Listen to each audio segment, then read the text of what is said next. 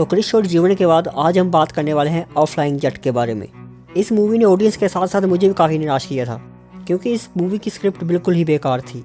तो इस मूवी में लीड रोल में है टाइगर श्रॉफ, जिसको कि अपनी पावर पेड़ से मिलती, लेकिन इस पेड़ का ओरिजिन क्या है, कहाँ से आया, इसमें इतनी सारी पावर्स कैसे आई, हमको नहीं पता। और ना ही हमको ये पता है कि जैसे ये पावर्स फ्लाइंग जेट को मिली वैसे ही ये पावर किसी और को भी मिल सकती है या नहीं। लेकिन कि जैसा मैंने कहा, इस मूवी में काफ़ी सारे लूप होल्स थे, जिनको कि अगर मैं यहाँ पे बताने बैठूँ तो काफ़ी टाइम लग जाएगा। और क्योंकि ये वीडियो मूवी की ब्रेकडाउन के बारे में नहीं है, तो सीधा बढ़ते हैं हम अपने टॉपिक की तरफ। तो आज हम बात करने वाले हैं फ्लाइंग जेट की super strength, super speed, tolerance limit और उसके साथ साथ उसकी कुछ बोनस पावर्स के बारे में। तो कुर्सी की पेटी बांध लीजिए, क्योंकि आज हम देखने वाले हैं कि फ्लाइंग जेट में कितना। तो सबसे पहले हम बात करते हैं उसके सुपर स्ट्रेंथ के बारे में। तो इस सीन में जब मल्होत्रा के लोग इन पर गोली चलाते हैं, तो अमन अपने भाई रोहित को लेकर वहाँ से भागता है। और रोहित यानी कि गौरव पांडे का असली वेट है 67 kg, यानी कि फ्लाइंग जेट यहाँ पे अप्रोक्सीमेट 70 kg को लेकर भाग रहा है बिना कोई दिक्कत के।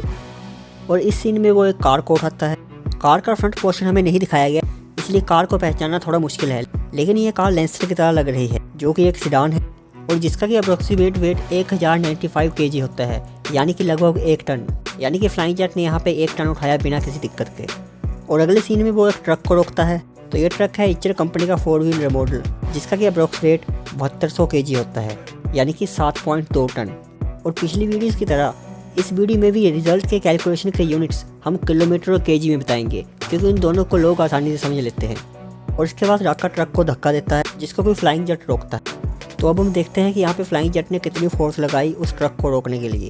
तो इस सीन में ये जो कार्ट या ठेला गाड़ी पड़ी है, तो कीर्ति इसके बिल्कुल सामने पड़ी है, या यूँ कहें कि हमारा हीरो यहीं पे ट्रक को रोकता है। तो एक ठेला गाड़ी की एवरेज विड्थ 1 मीटर के राउंड होती है। तो अगर हम इसको मल्टीप्लाई करें तो यहाँ पर लगभग 5 मीटर की दूरी हमारे सामने निकल के आती है। और ट्रक ने इस डिस्टेंस को कवर करने के लिए लगाए 8 सेकंड, यानी कि ट्रक का मास हुआ 734।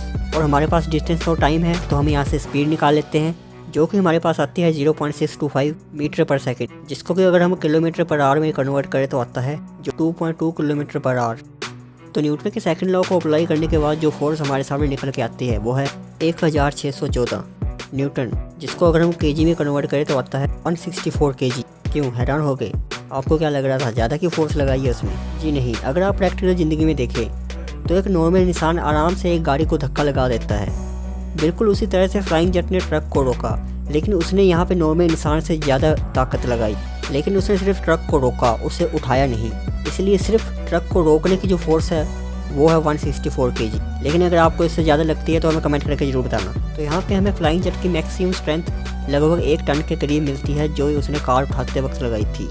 लेकिन इसका मतलब ये नहीं है कि फ्लाइंग जेट सिर्फ 1 टन ही उठा सकता है, क्योंकि मूवी में इसके अलावा कोई और बड़ा सीन नहीं था। तो फिलहाल के लिए हम यही मानते हैं कि वो 1 टन उठा सकता है। इसके अलावा और भी कई सारे सीन थे मूवी में सुपर स्ट्रेंथ को लेकर, लेकिन उनकी कैलकुलेशन करना आसान नहीं है और उनमें से कुछ सीन तो बिल्कुल फेक लगते हैं।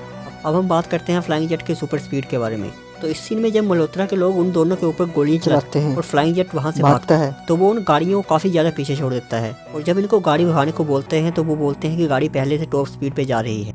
तो ये गाड़ियाँ हैं टाटा सफारी और फोर्ड एंडेवर, जिनकी टॉप स्पीड 160 से 165 किलोमीटर पर आवर रहती है।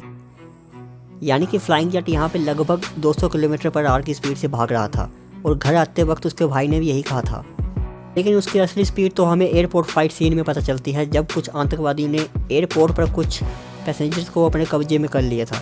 तो इस सीन में स्पीड निकालने से पहले एक ऐसी चीज़ ढूंढनी पड़ेगी जिसके रिलेटिव हम वहाँ की स्पीड निकाल सकें। तो यहाँ पे ऐसे सिर्फ एक ही चीज़ है, इस आतंकवादी के द्वारा चलाई गई AK-47 की गोली। चलिए स्पीड निकालने की कोशिश करते हैं। तो जो AK-47 की गोली होती है, उस गोली की मजल वेलोसिटी 715 मीटर पर सेकंड होती है, यानी कि 2574 किलोमीटर पर आवर। और ये आतंकवादी इस गार्ड के ऊपर गोली चलाता है, लेकिन इस गार्ड के ऊपर गोली लगने से पहले ही फ्लाइंग जेट इस गोली को पकड़ के कहीं और फेंक देता है। यानी कि अगर हम इस गार्ड और इस आतंकवादी के बीच का डिस्टेंस निकाल लें तो हम स्पीड भी निकाल सकते हैं। तो चलिए इन दोनों के बीच का डिस्टेंस फाइंड करते हैं। तो इस सीन में हम देख सकते हैं कि ये आतंकवादी फर्श पे गिर गया है, और अगर हम इस गिरे हुए पर्सन को मल्टीप्लाई करें तो हम यहाँ पे डिस्टेंस निकाल सकते हैं। लेकिन मल्टीप्लाई करने से पहले हमें यहाँ इसका डिस्टेंस पता होना चाहिए। तो इस सीन में जब टाइगर श्रॉफ इसके सामने खड़ा होता है तो हम देखते हैं कि इस आतंकवादी की हाइट टाइगर श्रॉफ से लगभग 2 या 3 इंच बड़ी है। तो टाइगर श्रॉफ की हाइट है 5 फुट 9 इंच यानी कि इस पर्सन की हाइट इससे 2 या 3 इंच बड़ी होगी, यानी कि लगभग 6 फीट, यानी कि 1.8 मीटर। तो अब हमें इसकी हाइट पता, लेकिन हम देख सकते हैं कि ये फर्श पे 45 डिग्री के एंगल पे गिरा है, ना कि सीधा गिरा है। तो हम इसके बेस की हाइट निकालने की कोशिश करते हैं। तो हमारे पास इसके कर्ण यानी कि हाइपोटेन्यूज की हाइट है और हमारे पास एंगल भी है 45 डिग्री। तो यहाँ से हम बेस निकाल सकते हैं। चलो इस कैलकुलेशन को फास्ट फॉरवर्ड करते हैं। तो यहाँ पे इस पर्सन का बेस निकल के आता है 1.27 मीटर और हमारे गार्ड यहाँ पे खड़े हैं। तो यानी कि ये जो ट्रायंगल है इसको हम मल्टीप्लाई करें तो हम इन दोनों के बीच का डिस्टेंस निकाल सकते हैं। तो इनका डिस्टेंस आता है 9 मीटर। तो अब हमारे पास स्पीड है, डिस्टेंस है, इससे हम टाइम निकाल सकते हैं। तो हमारा टाइम निकल के आता है 0.0125 सेकंड और हमारा हीरो इस पूरे डिस्टेंस को कवर करने के लिए 52 सेकंड लेता है। आपको समझाने के लिए मैं आसान भाषा में बोलता हूँ। तो यहाँ पर सीन ये है कि इस बुलेट को इस आदमी से इस गार्ड तक पहुँचने के लिए जो ये 9 मीटर का डिस्टेंस तय करती है वो करती है 0.0125 सेकंड में, और हमारा हीरो इसी सेम 9 डिस्टेंस को कवर करने के लिए 52 टाइम्स ज़्यादा टाइम लेता है। यानी कि वो इस टाइम से 52 टाइम्स फास्ट है। यानी कि सेम इस 9 मीटर को कवर करने के लिए फ्लाइंग जेट को उस बुलेट से 52 सेकंड का कम टाइम लगेगा, यानी कि 0.0125 डिवाइड बाई 52, यानी कि इतना टाइम फ्लाइंग जेट को वहाँ पे लगेगा बुलेट को रोकने के लिए। हमारे पास यहाँ फ्लाइंग जेट का भी डिस्टेंस और टाइम आ गया है। तो यहाँ से हम फ्लाइंग जेट की स्पीड निकाल सकते हैं। तो यहाँ पे फ्लाइंग जेट की स्पीड निकल के आती है 37,500 मीटर पर सेकेंड, यानी कि 1,35,000 किलोमीटर पर आवर, यानी कि साउंड की स्पीड से 109 गुना तेज। यानी कि फ्लाइंग जेट की स्पीड मैक 109 से 110 तक है और ये स्पीड बहुत ही ज़्यादा है। लिटरली इस स्पीड को कैलकुलेट करने के लिए मुझे काफ़ी ज़्यादा टाइम लगा और इसके लिए मैं अपने दोस्तों का भी थैंक यू करना चाहता हूँ जिन्होंने इस स्पीड को कैलकुलेट करने के लिए मेरी मदद की। तो स्पीड के बाद अब हम बात करते हैं फ्लाइंग जेट की टॉलरेंस या एंडोरेंस लिमिट के बारे में। तो हाँ, फ्लाइंग जेट की सहनशीलता काफ़ी अच्छी है, उसके घाव बड़ी जल्दी भर जाते हैं, लेकिन अगर उसकी सेल्फ हीलिंग पावर को किसी तीसरी चीज़ से ब्लॉक कर दी जाए तो ये काम नहीं करती है। जैसे कि राका ने इस फाइट सीन के दौरान उसके मुंह में पोल्यूशन डाल दिया था, जिसके कारण उसकी सेल्फ हीलिंग पावर काम ही नहीं कर रही थी या काफ़ी स्लो हो गई थी, जिसके बाद उसको रिकवर करने के लिए काफ़ी दिन लगे। तो हाँ, उसकी सेल्फ हीलिंग पावर काफ़ी अच्छी है, लेकिन इतनी भी अच्छी नहीं है। तो अब हम बात करते हैं फ्लाइंग जेट के कुछ बोनस पावर्स के बारे में। तो बोनस पावर में पहली पावर उसकी आती है फ़्लाइट। जी हाँ, वो उड़ सकता है, जिसकी वजह से उसे एक एडवांटेज मिल जाती है सामने वाले पर्सन से लड़ने की। और इसके साथ साथ वो पानी में भी सांस ले सकता है, जैसे इस सीन में उसने राका को पानी में ले जाकर उसे खूब पीटा था।